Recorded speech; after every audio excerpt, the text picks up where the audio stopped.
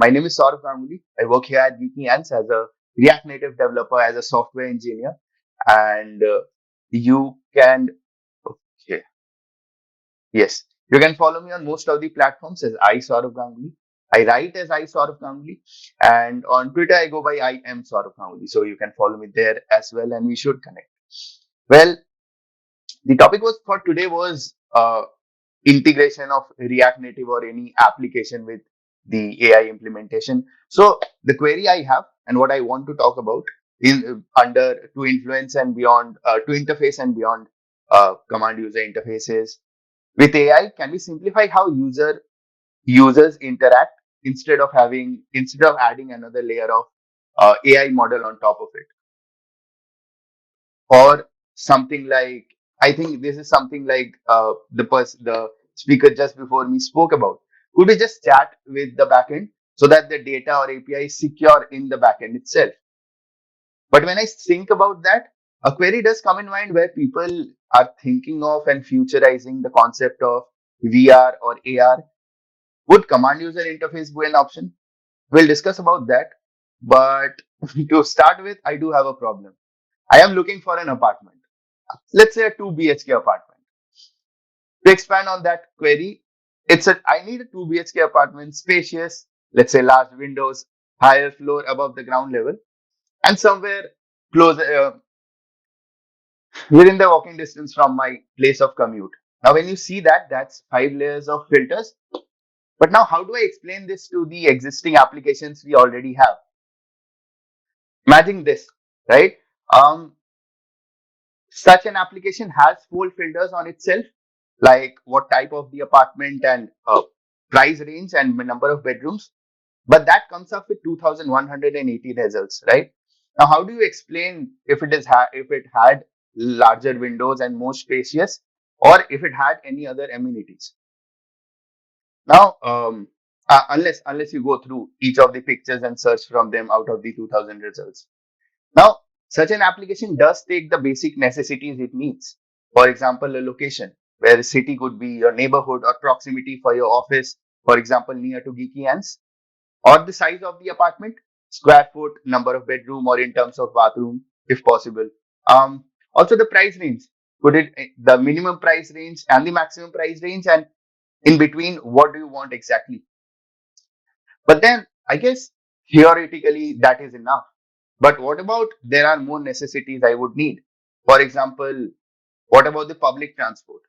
Like I want to be in a place which is near to the metro bus station, and I don't want to be in a place which is where cab drivers would cancel my ride because they'll not get a ride returning back home. Or how about what are the facilities when there are no electricity? Or does it have a coverage of broadband coverage of my preferred network, or a safe is the society safe from flooding, and so on. Also, if you have a family, does it have a school nearby, or a wheelchair accessibility, or ground floor options, pet friendly parking, and a lot more? Um, to be honest, the backend does have all of this data. Well, and the owners also uh, provide this kind of data during the listing process. But the blockage is where how do I interact what I want to the application itself. Also, apart from this, there are more kinds of data, such as the house owner during the listing is also providing such kind of data in the description itself.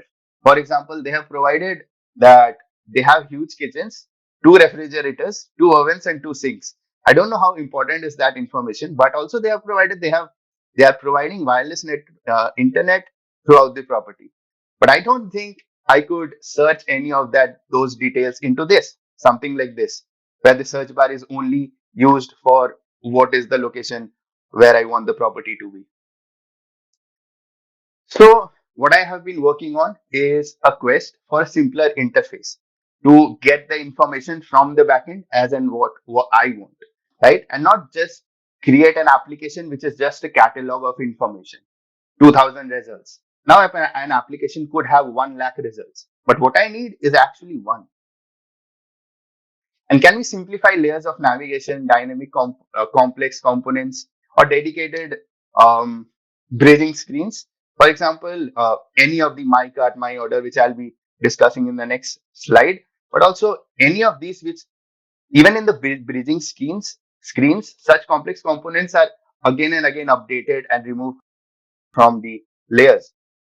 For example, when I go to Amazon and I have to search for my latest order, so this is the basic process and a normal process a person would go.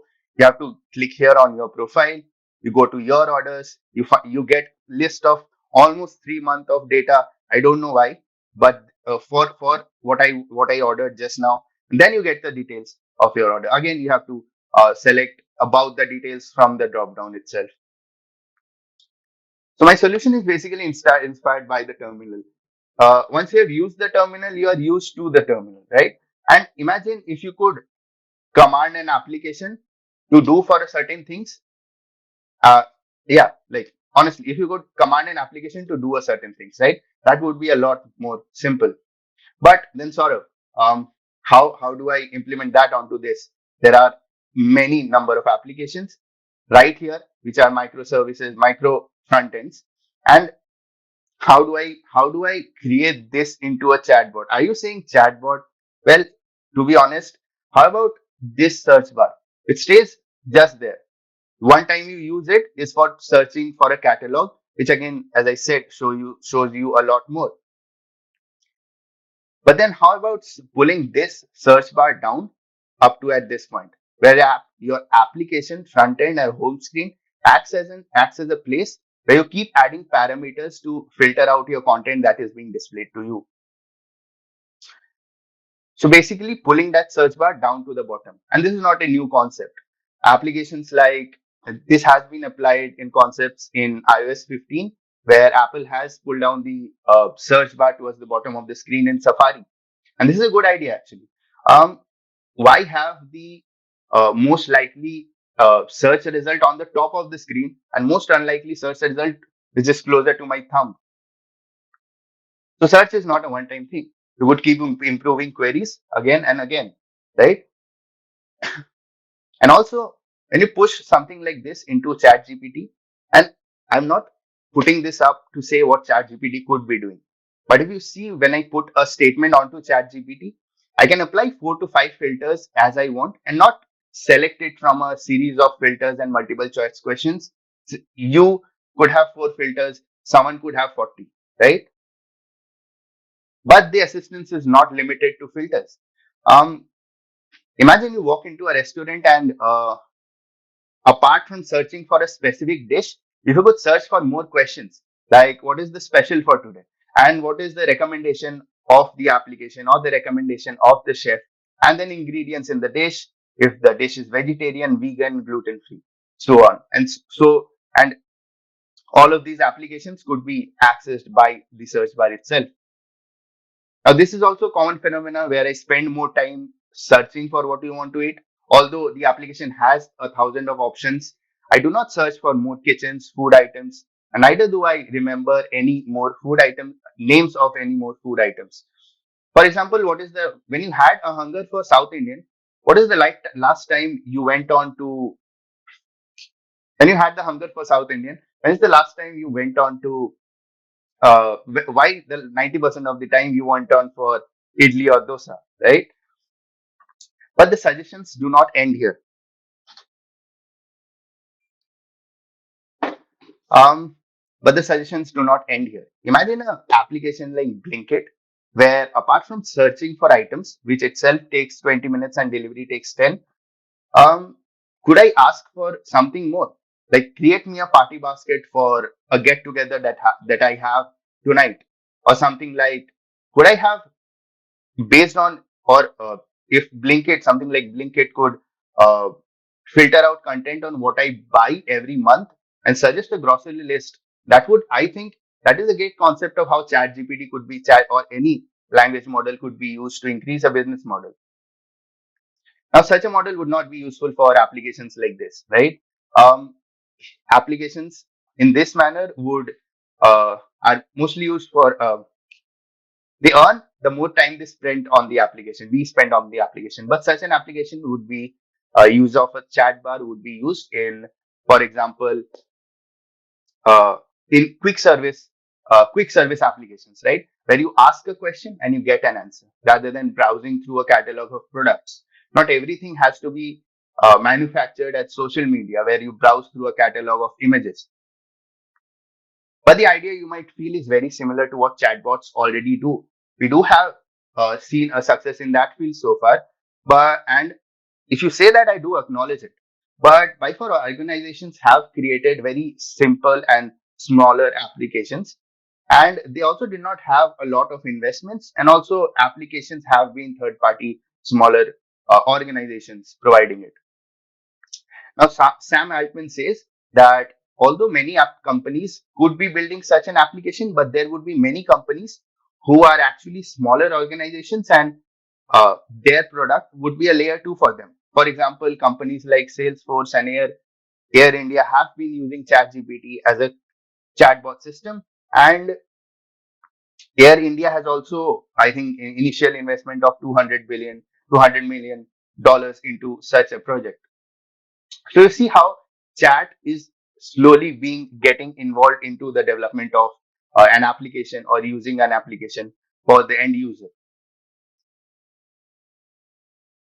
Now you could feel such an application. Okay, that is a great imagination. If I could talk on what I need and keep using the chat as a filter of what I keep adding the parameters or to filter out what exactly I need.